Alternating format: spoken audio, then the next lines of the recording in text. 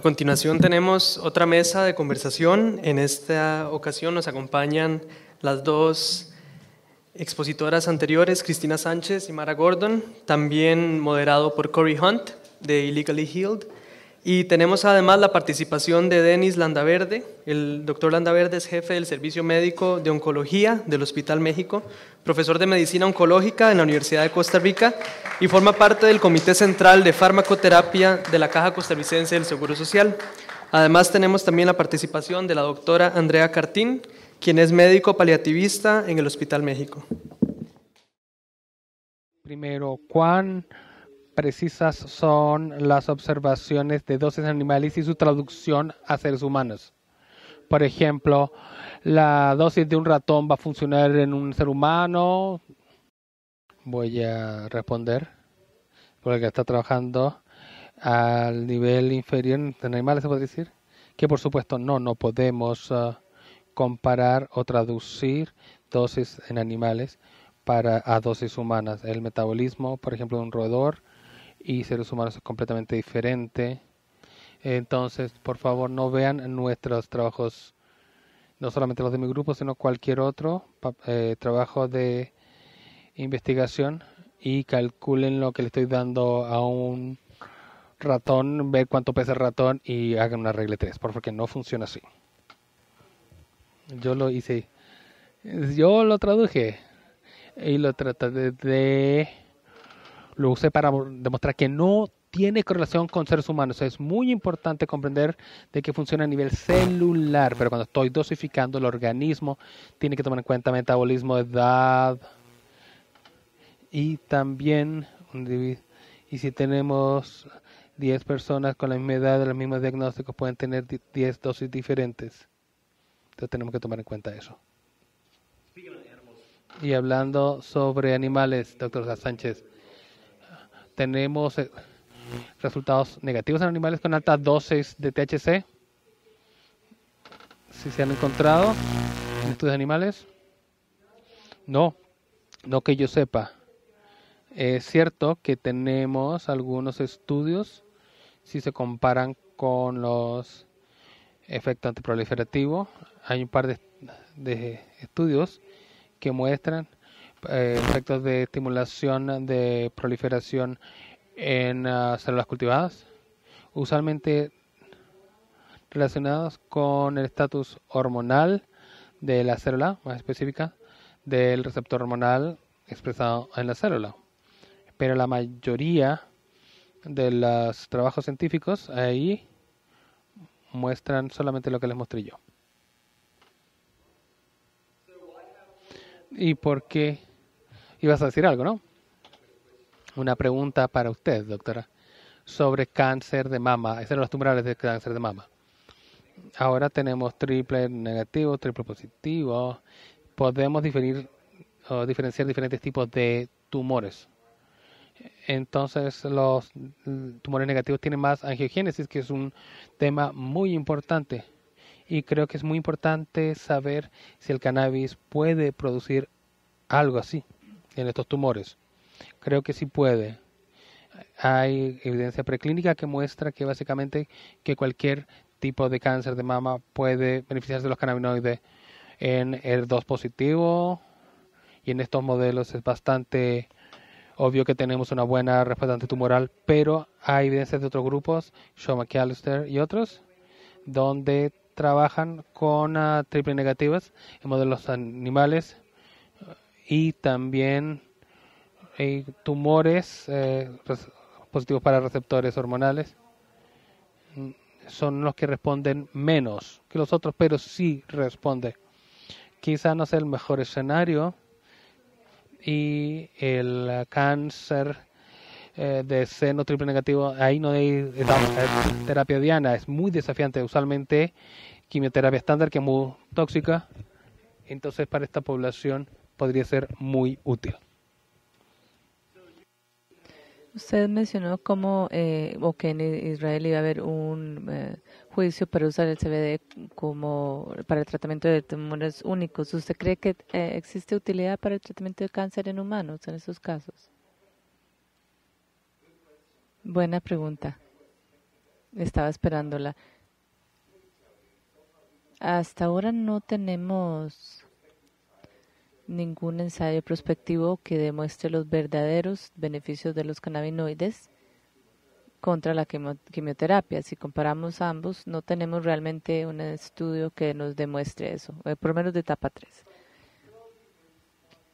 Pero probablemente haya un efecto de los cannabinoides cuando se combinan con la quimioterapia.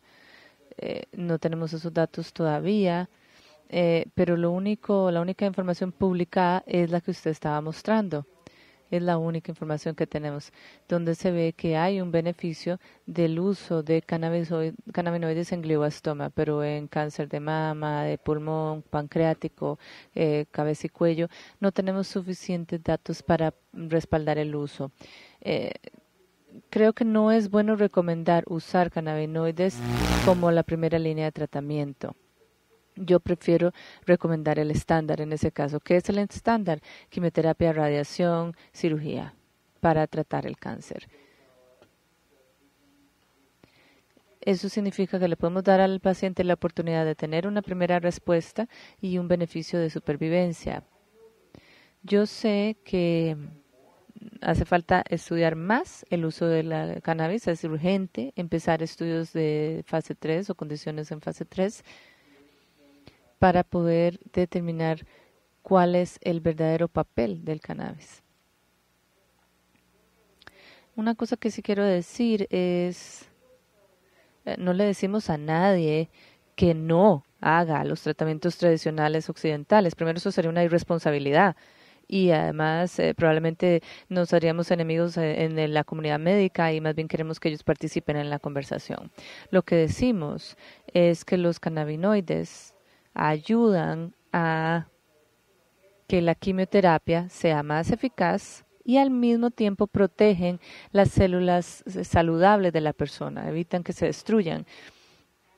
Entonces, dado que no funciona directamente en el cáncer, sino en los sitios receptores que luego crean la cascada de químicos, no importa tanto qué tipo de cáncer sea, porque la misma cascada química va a suceder y va a tener el efecto. Y si no hay nada más, pues por lo menos va a ayudar con los efectos secundarios de la quimioterapia y radiación, va a proteger contra ciertas cosas en la radiación, bueno, obviamente no tenemos estudios de 10 ni 20 años, pero vemos mucho menos recurrencia, porque muchas veces la gente, bueno, la quimioterapia le quita el cáncer, no tienen cáncer, 5 años después llega otro tipo de cáncer como resultado. Y estamos viendo menos de ese tipo de recurrencia. ¿Qué hay que hacer para que el cannabis se acepte como parte de la oncología?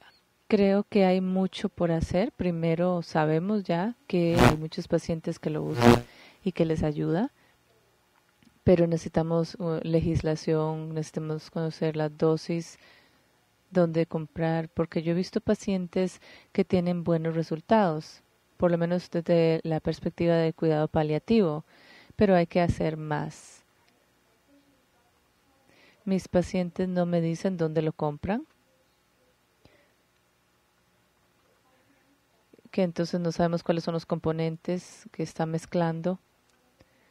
Yo no lo recomiendo de entrada, pero si lo están usando, les digo que pueden seguirlo usando porque ellos tendrán sus beneficios, pero hay mucho por hacer. No tenemos estudios, no tenemos permisos del gobierno para hacer los estudios.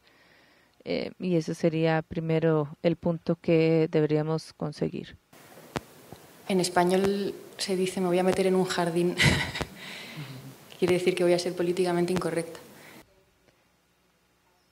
Mi grupo de España ha diseñado en colaboración con un grupo de oncólogos en uno de los hospitales públicos más grandes de Madrid un protocolo. Ya existe un protocolo diseñado, solo necesitamos el dinero. Es una lástima en realidad, pero en la mayoría de los casos es simplemente cuestión de dinero. No tenemos más ensayos clínicos porque nadie quiere financiar o respaldar estos estudios. Entonces no podemos ni siquiera empezar con el estudio clínico porque necesitamos $200,000. Nada más 200,000, ni siquiera es muchísimo, pero no tenemos ese dinero. Obviamente es una institución pública y las instituciones públicas de España no dan tanto dinero para hacer ensayos clínicos, entonces dependemos de las empresas farmacéuticas. No queremos buscar una empresa farmacéutica, obviamente, para hacerlo. Y existe un grupo en los Países Bajos que hace algo llamado el tour de bicicleta por el cannabis médico. Están por toda Europa, van andando en sus bicicletas y recaudan dinero para hacer investigaciones. Parte de ese dinero nos lo han dado a nuestro laboratorio para tratar de empezar nuestro ensayo. Creo que esto es nada más un ejemplo de la situación en la mayoría de los casos. O sea, dependemos de las empresas farmacéuticas al día de hoy, esa es la realidad. Esta sería para usted, doctora Sánchez, sobre todo, pero ¿alguien tiene ideas sobre por qué y cómo los cannabinoides pueden matar las células cancerígenas y cómo distinguen entre las saludables y las cancerígenas?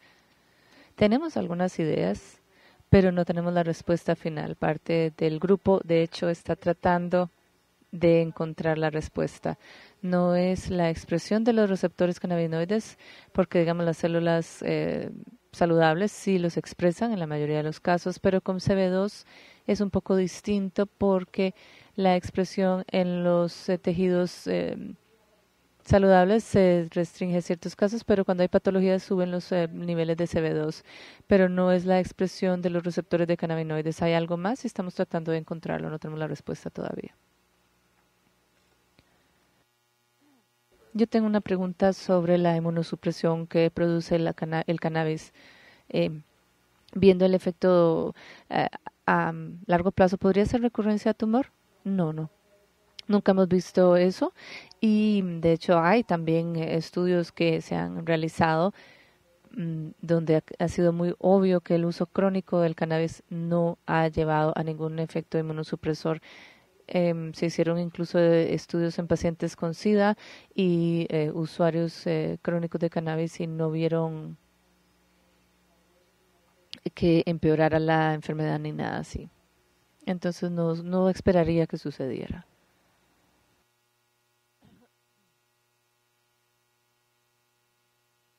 Una cosa que sí quiero decir, no sé cómo será acá, pero en Estados Unidos o por lo menos en California, si uno está en la lista de trasplantes, si necesita un trasplante de órganos, si tiene THC en el sistema, automáticamente la excluyen de la posibilidad de recibir ese trasplante. Pero hemos visto que muchos pacientes que han recibido un órgano trasplantado y les ha ido muy bien, y solo cuando les pedían que quitaran los medicamentos bajaban. O sea, a veces la THC es la diferencia entre que les vaya bien o mal rechazando el órgano. No sabemos por qué, no entendemos el mecanismo, simplemente sabemos que les va mejor y pareciera que sus conteos generales son mejores. Claro que hay que tener cuidado de cómo la toman para que no pase mucho por el hígado y la THC, ¿verdad? Pero no afecta al sistema inmune y evita que la gente rechace el órgano. De nuevo es selectivo de alguna manera que no conocemos. ¿Y cómo es distinto el tratamiento entre los pacientes pediátricos y los adultos? ¿Hay alguna diferencia? Bueno, cuando damos tratamiento a pacientes pediátricos, casi siempre estamos lidiando con un solo problema y es que el niño o la niña es alguien que tiene cáncer y podemos concentrarnos en eso. Ellos no tienen todos los temas, así que si les podemos dar una dosis alta de muy eficaz muy rápidamente. Cuando hablamos de adultos hay que explicarles un poco bien y ver el metabolismo primero y ciertos procesos que no entendemos en realidad todavía necesitan una menor dosis para lograr lo mismo. Además, si estamos hablando con adultos con cáncer, rara vez hay alguien que sea completamente saludable que además tiene cáncer. Casi siempre tiene otras cosas que hay que darle tratamiento adicional para eso. Por eso es muy importante tener una historia clínica completa cuando estamos hablando con alguien a la hora de iniciar. ¿Qué tan importante le parece que son los terpenos para el efecto anticancerígeno de los extractos de cannabis? Creo que los terpenos son muy importantes. Como les dije antes, hay casi 500, o bueno, no, más o menos por ahí el número, conocidos hasta ahora. En nuestro laboratorio hacemos pruebas de 32 o 33, 36. Cada uno tiene sus beneficios y la forma en que actúan. Por ejemplo, el mirceno crea mayor absorción de THC, que aumenta la biodisponibilidad y otros temas involucrados en otros terpenos que cuando están junto con el cannabis tienen mayor efecto. Muchas veces yo digo, no uso Oye Kush para cáncer, punto. Y no lo hago porque por su perfil de terpenos, no por el nivel de THC ni de CBD, es por el conjunto de terpenos que tradicionalmente se encuentran en Oji Kush estandarizado, en esta variedad, que no son beneficiosos tanto para el tratamiento del cáncer. Y por alguna razón simplemente no funcionan igual de bien. Podemos tener la misma cantidad de THC y la misma cantidad de CBD, pero con estos terpenos distintos hay un resultado distinto. ¿Qué tan importante les parece a todos ustedes la nutrición para la eficacia del uso de cannabis contra el cáncer? La nutrición es ciertamente muy importante, sobre todo si estamos hablando de cáncer. Si hablamos de cáncer, hay que eliminar todas las azúcares y todo lo que metaboliza como glucosa el cuerpo, porque si ustedes saben el efecto Warburg, que lo que sucede con la glucosa en las células de cáncer, yo lo que digo que es como ponerle un escudo protector o algún tipo de protección alrededor de las células de cáncer que las protege de los tratamientos que uno da. Entonces, ante alguien que come azúcar y a la misma vez está tomando drogas anticancerígenas, es como que está obstaculizando su propio éxito.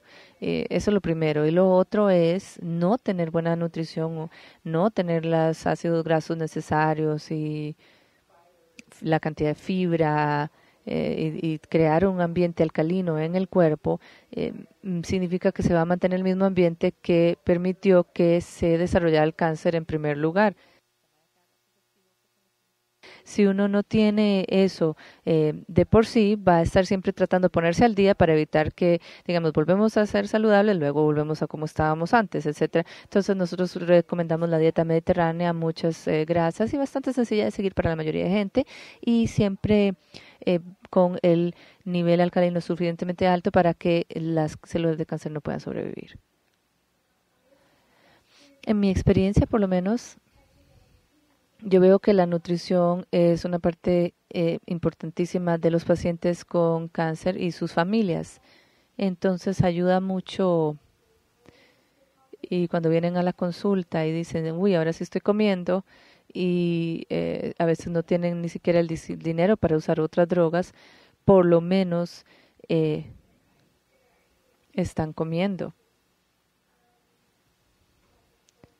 Pero como dice el doctor Landaverde, no tenemos estudios que digan que es mejor que los protocolos que ya utilizamos. Tiene menos efectos secundarios, eso sí. La quimioterapia puede producir cambios en el gusto y el cannabis puede mejorar eso, además. Última pregunta para ustedes, los médicos. Como médicos, ¿ustedes siempre pensaron en el cannabis como medicinal? Y si no, ¿cuál fue el factor decisivo? Y como seguimiento a eso, ¿les enseñaron algo sobre el cannabis o los endocannabinoides o el sistema endocannabinoide en sus estudios en la universidad? Para mí el cannabis es un medicamento, sin duda. No sabemos exactamente cuándo es el mejor momento de administrarlo. No sabemos exactamente cuál es la mejor manera de darlo. Sea inhalado, sea en aceite. Realmente no sabemos exactamente. Y la dosis tampoco está clara. Aunque dijimos que la edad es importante. O sea, no sabemos con exactitud. sabemos lo de dosis por kilogramo y miligramos, pero creo en todo caso que es una droga que hay que explorar, que hay que analizarla más. Tiene muchísimos beneficios que no estamos usando. Muchos pacientes ni siquiera reciben el beneficio de la droga hasta ahora y sí existen esos beneficios. Les puedo decir nada más de un caso en mi práctica clínica. Yo tenía un paciente masculino de 65 años con carcinoma hepatocelular y se le dio tratamiento inicial con Sorafenib, que es como el tratamiento inicial, y desafortunadamente después de 4 meses de tratamiento el tumor seguía creciendo y pasamos a otra quimioterapia en Capecitabine y tuvo un ciclo de quimioterapia y con muchísimos efectos adversos, entonces decidió no seguir con la quimioterapia.